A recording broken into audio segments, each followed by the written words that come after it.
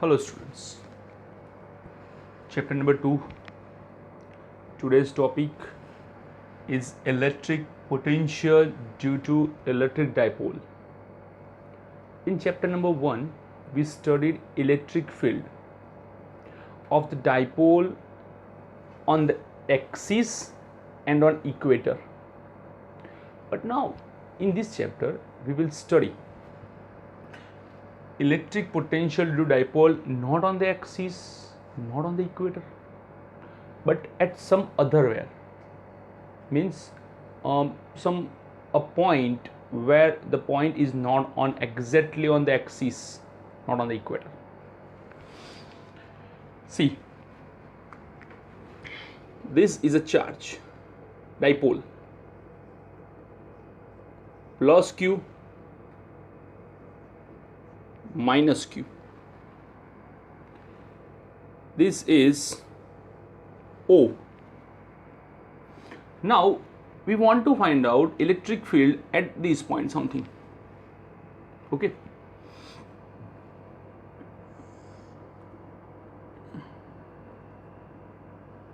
So ये point it's R1. ये जो point है वो है कोई R, और ये जो पॉइंट होगा समथिंग R2.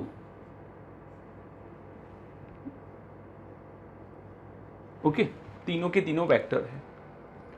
अब आपको करना क्या है, the distance between these two point is 2a. वो तो पहले से ही पता है मैं, बट अब मैं क्या करूंगा, ये जो पॉइंट है उसका डिस्टेंस वेक्टर a लेंगे, ठीक है, और ये जो चार्ज है उसका डिस्टेंस माइनस a लेंगे. कैसे? ऊपर की साइड पॉजिटिव एक्सिस, नीचे की side negative axis, common formula. This is a P where we want to find out potential. अगर पोटेंशियल की बात करें तो पोटेंशियल एक स्केलर क्वांटिटी है. स्केलर क्वांटिटी होने के कारण आपको डायरेक्शन का कोई टेंशन नहीं है कि भाई यहाँ पे आउटवर्ड है या इनवर्ड है. आपको जस्ट एडिशन करना है. That's V equals to V1 plus V2. So potential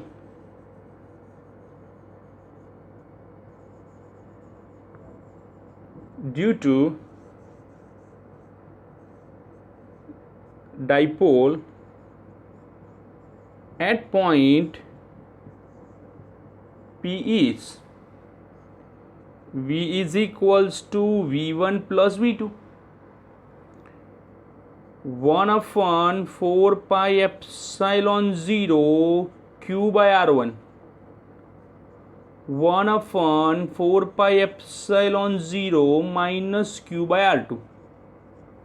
okay, ये माइनस को बाहर ले लो यहाँ पे, तो 1/4 pi epsilon not Q common. So V is equals to Q divided by 4 pi epsilon 0 common. It's 1/R1 minus 1/R2. Simple.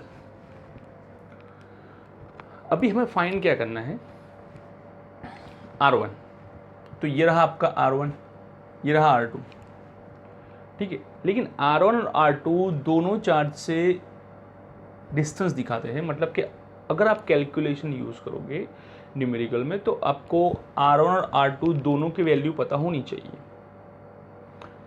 तो ये थोड़ा कॉम्प्लिकेटेड है कि भाई एक तो चार्जेस में इतना सेपरेशन नहीं होता है, एंगस्ट्रॉम में होता है, तो उसमें ये R1 R2 भी बहुत क्लोज होते हैं. अगर उसके अकॉर्डिंग जाए तो यहाँ पे सब्ट्रैक्शन करना भी मुश्किल होता है. तो एक काम करते हैं कि हम जो पूरा R1 और R2 है उसे R में कन्वर्ट कर देते हैं. ठीक है, तो देखो सबसे पहले मैं क्या करूंगा, ये ऊपर वाला ट्रायंगल लूंगा, ये ट्रायंगल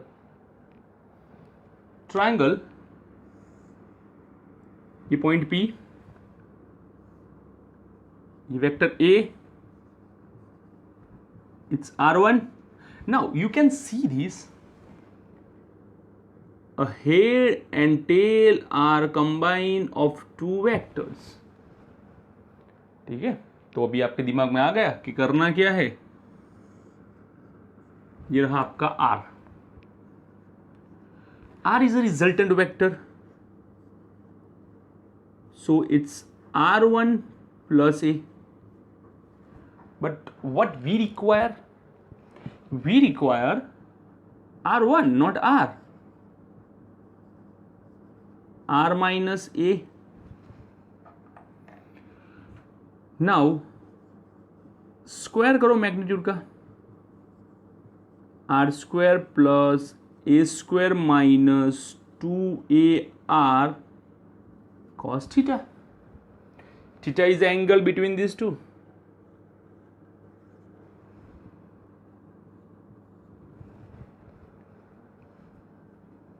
Now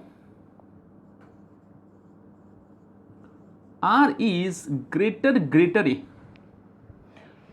ये डिस्टेंस और ये डिस्टेंस की बात करें तो ये जो डिस्टेंस है वो बहुत ही छोटा होता है compare to this and this R. तो हम क्या करेंगे कि अगर ये दोनों डिस्टेंस में कंपैरिजन लगाए तो आर की वैल्यू बहुत बड़ी होती है। तो अगर एडिशन में आप देखो तो वी कैन निगलेक्ट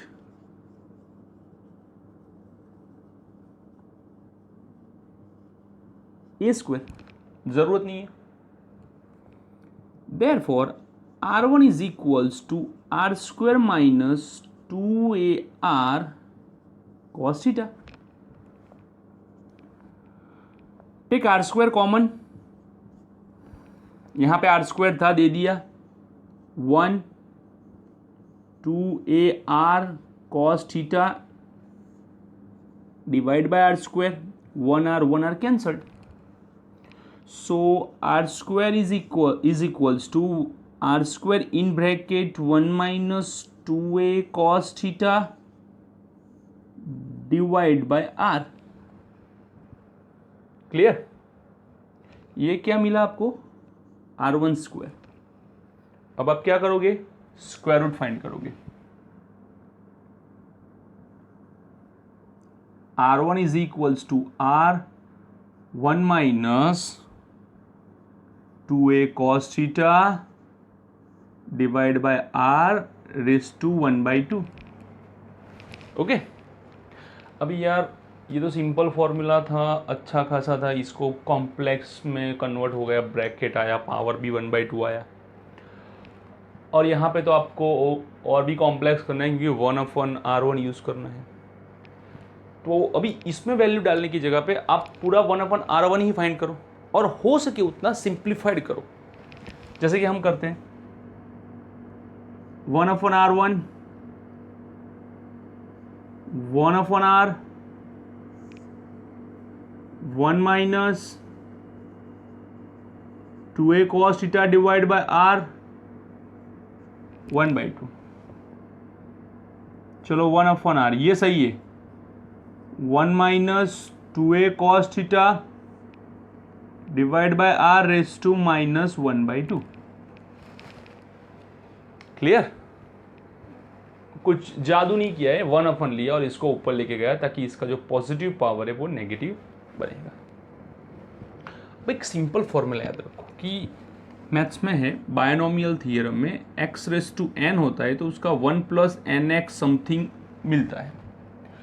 और अगर आप कोई भी फॉर्मूला पकड़ के ले लो एक्सपांशन का, x + y whole square is x square plus 2xy plus y square. x + y cube का ले लो तो x cube plus 3x² plus 3xy² plus y cube. चलो आप x + y रेस टू 4 का फॉर्मूला ले लो, x raise to 4 plus 4x³ plus 6x² plus 4xy³ plus y⁴। ठीक है, पूरा देखने की ज़रूरत नहीं है, हमें जस्ट सेकंड स्टेप की रिक्वायर है। सेकंड स्टेप का कोएफिशिएंट चेक करो, कॉमन क्या है, तो ये जो कोएफिशिएंट है वही पावर है, तो हम भी वही अप्लाई करेंगे। 1/r minus coefficient -1/2 2a cos theta divide by r, और आगे अभी पावर 1/2 है, आगे जाओगे तो और वैल्यू छोटी होती रहेगी। ठीक है, तो हमें ज़रूरत नहीं है उतनी छोटी वैल्यूज़ की, तो हम सिर्फ 2 स्टेप में ही सेटिस्फाइड हो जाएंगे। ये चीज़ हमने ग्रेविटेशन चैप्टर में भी की थी, जब ये थी रही थी कि change in gravitation due to altitude, तो वहाँ पे भी हमने -2 को आगे लाए थे और 1 - 2h/r बनाया था। तो सेम थिंग यहाँ पे भी वही कंसेप्ट है कि भाई सेकंड कोएफिशिएंट जो होता है, सेकंड टर्म जो होता है, उसका कोएफिशिएंट है वो पावर होता है। तो ये फर्स्ट टर्म और ये सेकंड टर्म में मैंने कोएफिशिएंट डाल दिया, फिर आप आगे बढ़ोगे तो वैसे मिलेगा आपको।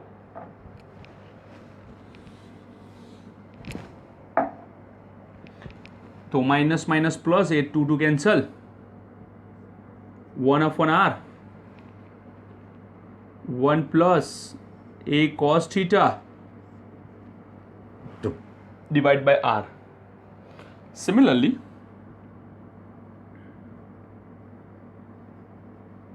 अगर बात करें इसकी, तो इसके साथ भी कुछ ऐसा ही है कि ये -a है, ये R2 है, हो गया हेड और टेल कंबाइन। तो ये रहा आपका R2, ये रहा आपका R। तो R is equals to R2 plus -a, so R2 minus a। अब R2 को सब्जेक्ट बनाओगे तो क्या होगा, R प्लस a, सिंपल। अभी ध्यान से देखो, हमारी शुरुआत नेगेटिव से हुई और टर्म खत्म होते होते हम पॉजिटिव में कन्वर्ट हुए। क्या था, ये माइनस, ये माइनस, ये भी minus, minus minus, continue continue, अब यहाँ पे -1/2 आगे आता है तो ये प्लस बनता है। ये सभी स्टेप उसमें होने वाले हैं। तो करना क्या आपको, ये प्लस, ये प्लस, ये प्लस, ये plus, plus plus plus plus plus minus, plus minus minus, तो आपको जो R2 मिलेगा वो यहाँ पे माइनस होके मिलेगा। ठीक है, तो R2 इज इक्वल्स टू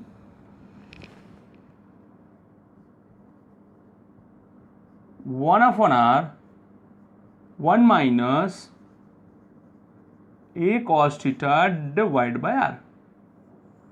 ये रहा आपका R2, ये रहा आपका R1। तो आपके पास दोनों आ गए, वी कैन यूज डायरेक्टली। सो आप एक काम करो, therefore v is equals to q divided by 4πε0, 1/r1 it's a 1/r, 1/r2 it's 1/r, तो 1/r भी कॉमन ले लो,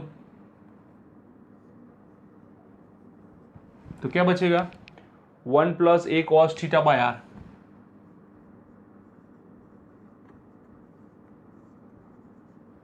अब ये माइनस, ओके, ये माइनस इन दोनों टर्म के साइन को चेंज कर देगा,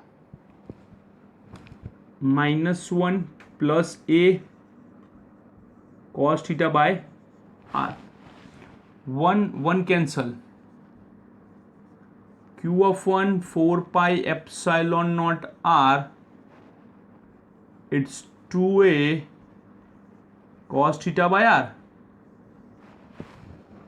अब we know that Q into 2A is what? Dipole moment P cos theta divided by 4 pi epsilon naught R into R square. Clear? तो 1 1 कैंसिल हुआ, ये दोनों टर्म डबल हो गए. Q into 2A dipole moment P cos theta 1/4 pi epsilon not R square. ये रहा आपका potential का फॉर्मूला. अभी इसको थोड़ा इजी बनाते हैं. 1/4 पाई एप्सिलॉन को K बोलते हैं, KP cos theta divide by R square.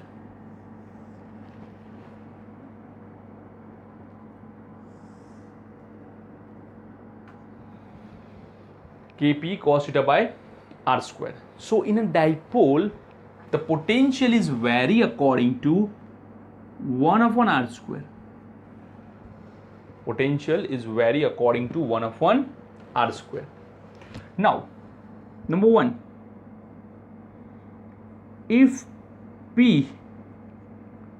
is on axis, मतलब कि ये जो पॉइंट है ये धीरे धीरे धीरे धीरे धीरे धीरे धीरे धीरे धीरे धीरे यहाँ एक्सिस पे आ जाता है. तो ये जो एंगल है वो यहाँ से ये है घटता घटता घटता घटता घटता कितना हो जाएगा? 0 हो जाएगा. Theta equals to 0. So V equals to KP cos 0 by R square, and cos 0 is a 1. KP by R square. In second, if P is on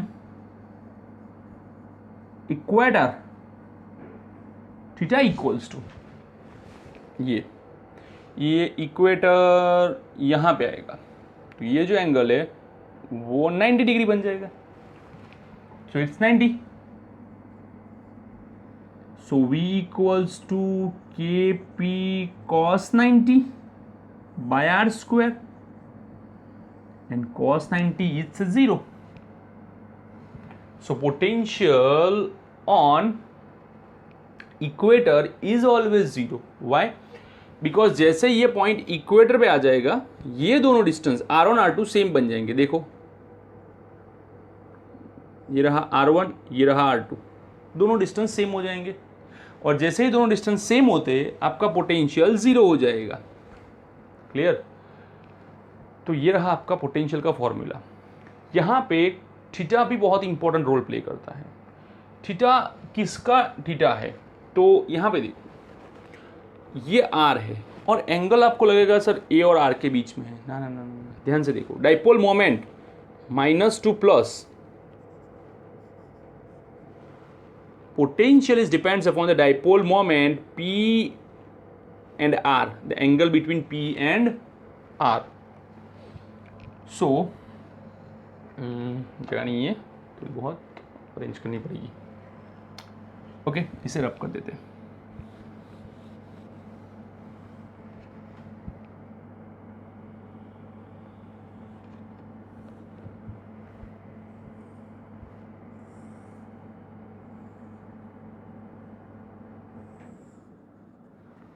Now, P dot R is equals to PR cos theta. We require only P cos theta. So R को नीचे लेके आओ. P dot R by R is equals to P cos theta. This is P dot R caret. It's P cos theta. Clear? तो potential लिख लो ना. V is equals to K P dot R caret by R square. तो ये भी एक potential का formula बन सकता है. लेकिन अगर आपके पास थीटा है, एंगल है, then go with this formula. ये आपको इजी रहेगा. यहाँ से मत जाओ, ठीक है, क्योंकि ये आपको डिफिकल्ट मिलेगा. क्लियर? तो ये है आपका पोटेंशियल का फॉर्मूला कि electric potential due to dipole कैसे मिलता है, अभी हमने इसको बाहर की ओर लिया है। जैसे हमने आगे भी यूज़ किया था कि electric field on axis on equator, यहाँ पे हमने बाहर की ओर लिया, ठीक है, और ये भी लेके आए। तो ये आपकी पूरी थ्योरी है और ये इंपॉर्टेंट थ्योरी है किसी भी बोर्ड एग्जाम में। सो प्रॉपरली इससे लर्न करो, okay, and write down it, okay.